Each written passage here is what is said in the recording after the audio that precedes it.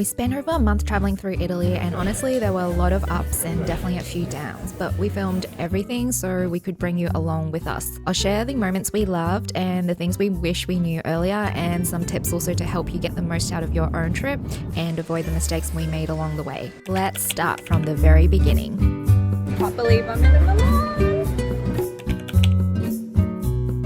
This is our first full day here in Florence. We're a little bit tired, but we're heading to Cafe Marchesi now. I know, it's amazing weather at the moment. I'm looking forward to some pastries and coffee here. Instead of going into the cathedral, we went straight into the Galleria next door for some coffee to help out the jet lag. We got there at 8 a.m. and it was almost empty, which we didn't expect. No crowds, it was so relaxing with the sound of the espresso machine and view of the Galleria through the glass windows. Starting the trip with a quiet coffee here felt so perfect. The streets are so quiet here in Brera in Milan on a Saturday afternoon. I think everyone's resting, but then I feel like none of the shops were open in the morning either. It's gorgeous for an afternoon stroll though. Might do some light shopping or probably avoid adding too much to my luggage because we have a few more weeks to go.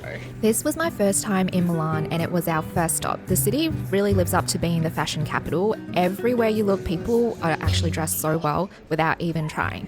After the Galleria, we walked around Brera, which ended up being one of my favorite neighborhoods in Milan. Brera is absolutely stunning. I love it here. It's this interesting mix of modern and traditional, sleek trams and designer stores sitting right beside old cobblestone streets and historic buildings. It feels really polished, but also lived in at the same time.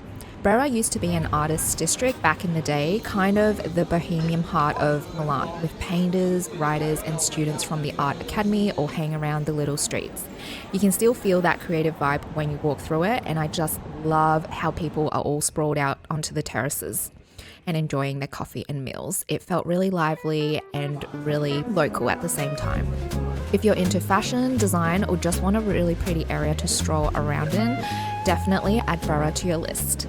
Here on top of Hotel Scalati, and it is beautiful. The sun is shining, but it's not too hot.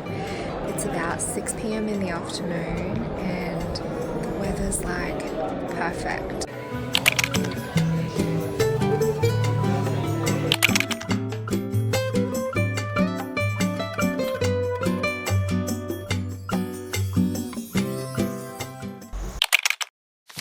Beautiful day today in Milan. The weather is so clear today.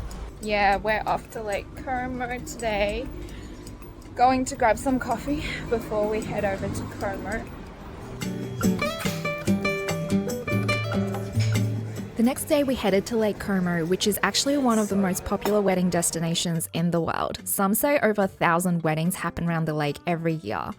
Our first stop on our Lake Como day trip was Como town. We only had about 8 hours to see as much as we could from Milan, so starting in Como and then taking the ferry felt like the smartest way at the time to do it.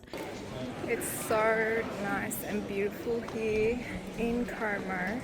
We had around an hour and a half in Como town before our ferry ride, so just enough time to wander a little, grab some gelato and have one of the best paninis I've had this whole trip. We're going to this gelato place here on Como. It's Gelateria Lariana.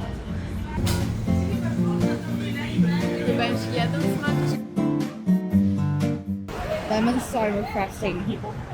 And the mango, sweeter, it kind of balances it out. Tart. And it tastes like real fruit, not sugary sweet. And I like coffee. Trying to find this cafe. We're in Como exploring at the moment. It's beautiful weather. We have about 1.5 hours exploring here.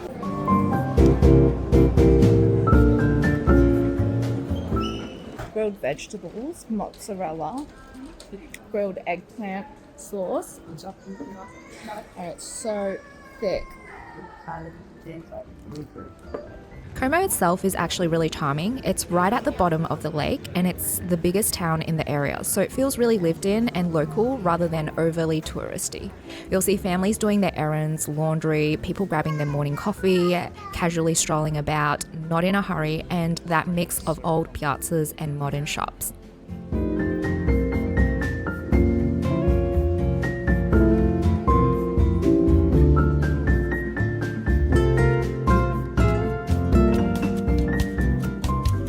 Lake Como is one of the oldest and deepest lakes in Europe, and its upside-down Y shape is what makes all the little towns feel tucked into their own corners.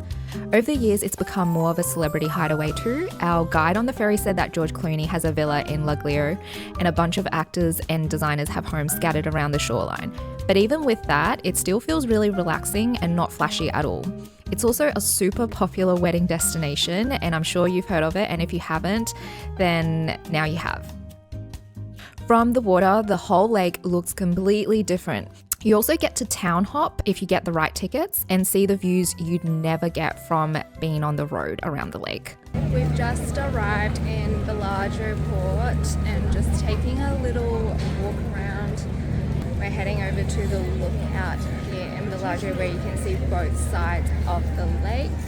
From the ferry terminal, we walked about 15 minutes to the point. This is where the lake splits into two branches.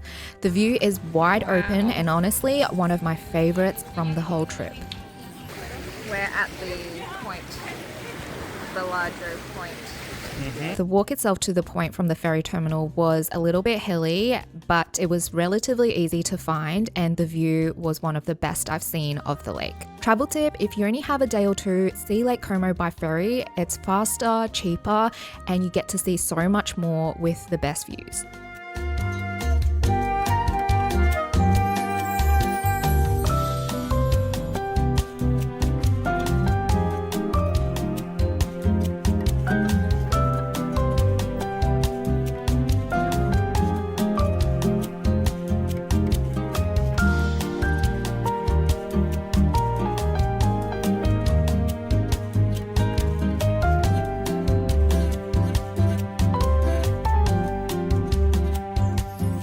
On the way back to Milan, it took almost 5 hours because the bus sent us through Switzerland. We got stuck in a 5 p.m. traffic jam in a Swiss town, and by the time we got back, we were so exhausted.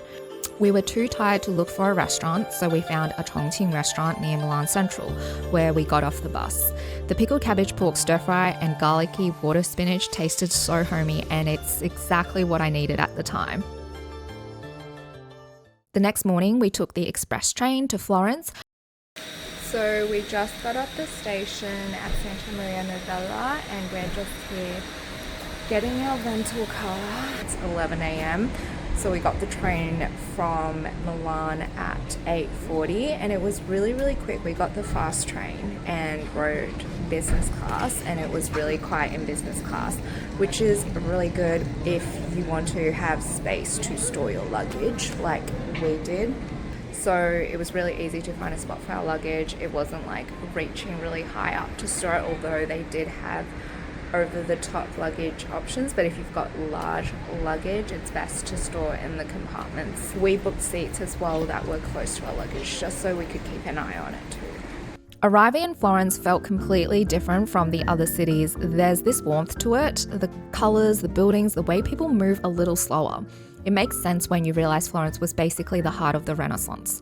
You've most likely heard of names like Michelangelo and Leonardo da Vinci.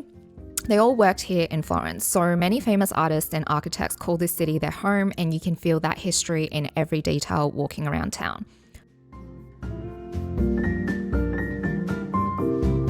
It's so beautiful. It's still quiet, so it's like 9:30 in the morning, so everyone's still kind of just waking up and coming out here, but it's amazing.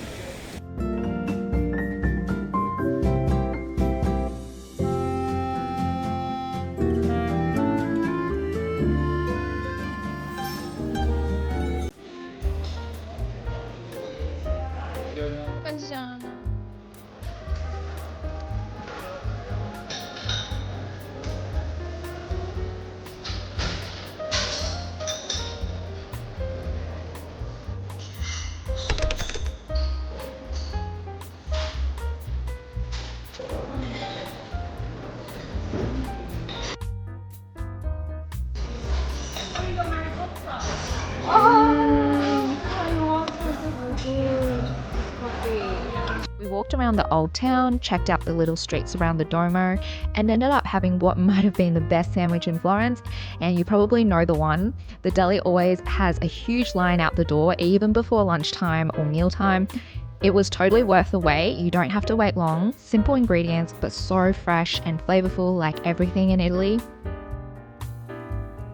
There's honestly so much to do in Florence that it deserves its own video, so I'll share some more of the food spots, the places we visited, and a few tips in a full Florence vlog coming soon. We walked across Ponte Vecchio, The Ponte Vecchio behind me.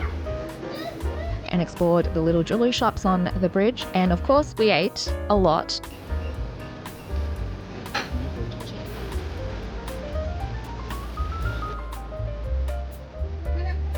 Yeah, got the arancino, prosciutto e formaggio. How is it?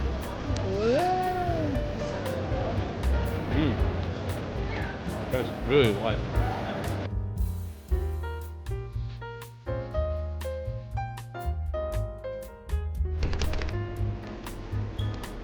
I don't know, I feel like the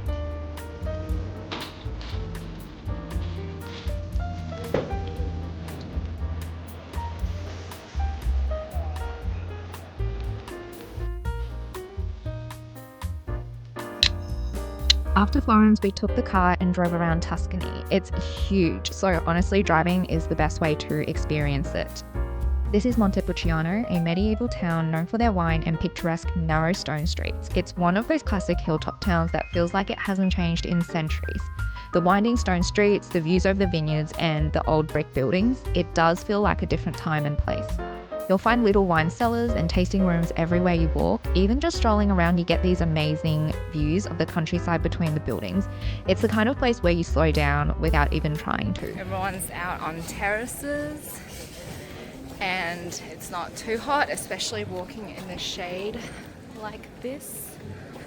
It's such a beautiful town. Absolutely love it, but you do get your steps in. You have to be wearing comfortable shoes. I'm just wearing a pair of white sneakers. We're here in Montepulciano and this is the stunning view that we have. It is absolutely gorgeous. Absolutely stunning.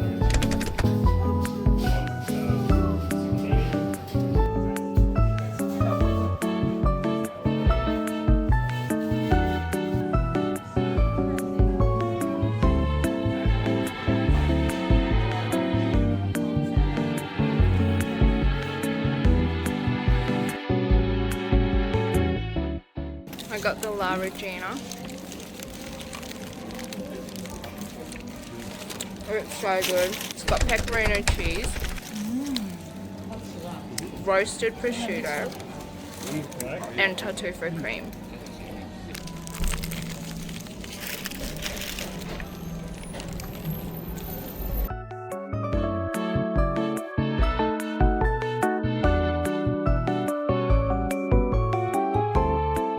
We kept exploring more of the Tuscan countryside after this, more small towns, more views, and some of the best food of the whole trip. So I'll share that part next. The scenery alone is worth it, and we found that iconic Tuscan views. Stay tuned for the next episode.